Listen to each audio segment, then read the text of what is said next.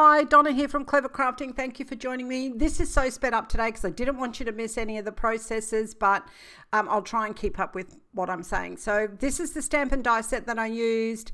I used my metric rectangles and I used the nesting circles. I will put a list for them all below. I've actually set up my my metric rectangles already. I've put two, that's the second largest and the sixth largest on the green part.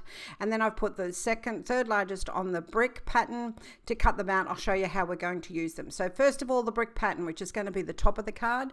This is a black scrap. It's like 3/4 of an inch wide, like depth, and then wider than my cardstock. I'm just going to stick it on and then I'm going to trim it off. I like to do this to make sure that it is always nice and even. I'm just quickly doing a position for my stocking, and that's the smaller circle from my nesting circles, and I'm just putting that so I can cut a hole that we're going to need for the mechanism. This is how I make my dots, but you can of course just use standard sticky dots. This is 3 layers of the foam from Bunnings, which is 1 mil thick, and I've just cut it with my hole punch. Now I think I've slowed this down a little bit. So you also need a couple of circles. I pointed them out earlier. You can just use any scraps. I'm using black in this case only because I want you to be able to see it. So from the back of the card, I am positioning that largest circle, which is the second largest in the circle set. And you can see that on the front, I actually positioned it with masking tape to make sure it doesn't move. Now I'm just using 1 layer of my double-sided foam tape, which is 1 mil thick.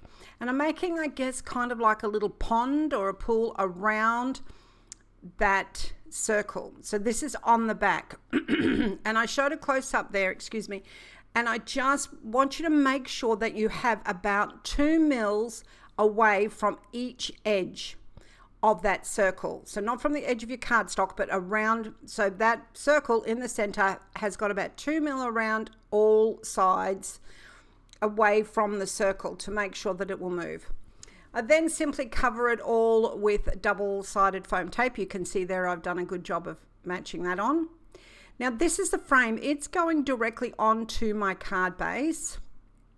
I'm just using wet glue, and now I'm making sure that my dot is still secure there with the masking tape. Removed all of the release paper off the back of my foam tape. I'm standing here to put that on because it's the only way I know to make sure that it's really nice and straight.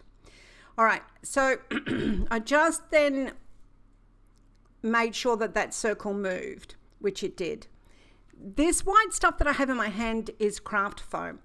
So if you want your stocking to look like a Santa stocking, just a plain one, a simple one, you could use your craft foam. Instead of putting it underneath to prop it up, you can actually put it across the top, and because of the texture of it, it looks like the fluffy piece at the top of the stocking. This is mirror cardstock, and I cut a stocking out of this as well. And this one I am cutting, well, I'm not actually, I'm drawing right now, aren't I? I'm drawing the shapes for the toe, the heel, and for the piece at the top. So what I am going to do is cut these out of the holographic cardstock, these little pieces, and then I am going to stick them onto the red card. Now, this red card is like textured.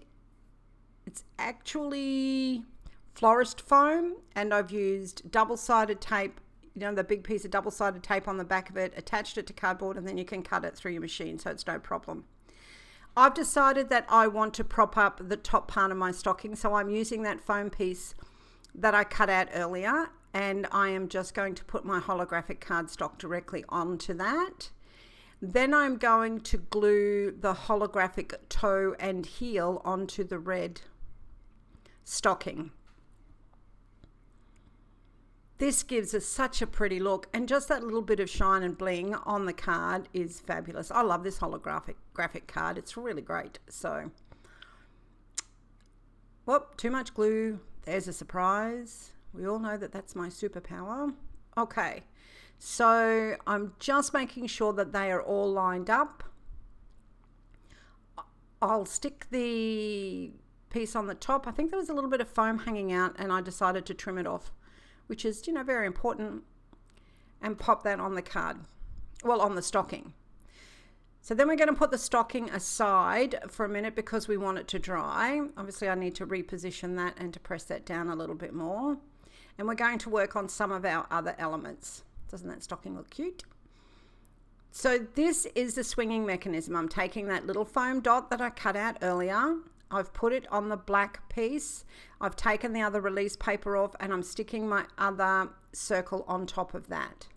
So while that's just making sure that's securing, my stocking is drying, I'm putting together my greeting, which I just used my circle dies to cut out of a piece of white scrap, and the green that I cut out of the center of the back frame, I used so everything matches. Here, all I'm doing now is sticking the stocking on that round circle piece. So you've got to make sure that round circle piece can't be seen outside your element, whatever element you're going to use, and you saw that it swings there. Just cut out some of the greenery using that beautiful die set, and then out of that little piece of holographic stocking I cut 3 little stars that are also in the die set. I want to prop up my greeting, so I'm just going to use that piece of stocking that's left over. All of this comes together so beautifully and with such a little bit of waste. I love using all of the pieces. It makes me happy. I'm just going to position that there now. How sweet. Make a bow. I do have how to make this particular bow. It's posted on our Facebook group, but I will also put a link to it below, as well as all of the other bits and pieces. Speaking of our Facebook group, there's our finished product.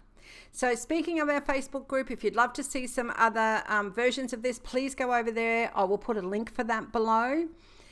I'd also like to take this opportunity to thank you so very much for your loyalty and for continuing to watch me. If you are new to the channel, I would love you to subscribe and to leave me a comment or a thumbs up. All of that really, really helps me in my little crafting endeavor. I will be back on Thursday, I think, with a card, and of course next Sunday. So until then, stay safe and happy crafting.